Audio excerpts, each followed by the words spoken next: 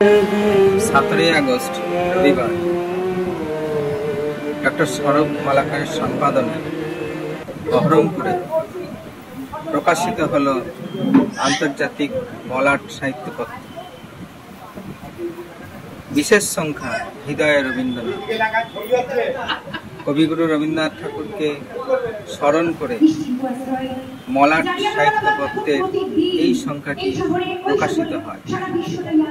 প্রধান অতিথি হিসাবে উপস্থিত ছিলেন বিশিষ্ট সমাজসেবী এবং সকলের প্রিয় অমরচাঁদ কুণ্ডু। এই সাহিত্য অনুষ্ঠানটি বহরমপুরের চুয়াপুরে অনুষ্ঠিত হয়। এদিনের সাহিত্য সভায় রাজ্যের বিভিন্ন প্রান্ত থেকে কবি, লেখক এবং শিল্পীরা উপস্থিত হয়েছিলেন। বিশিষ্ট কবিদের রবীন্দ্র পুরস্কারে সম্মানিত করা হয়।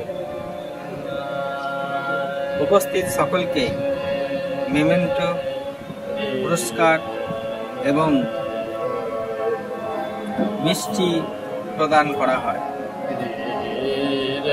সমস্ত অনুষ্ঠানটির সঞ্চালনার দায়িত্বে ছিলেন মলাট সাহিত্য পত্রিকার সম্পাদক ডক্টর স্বরূপ মালাকার।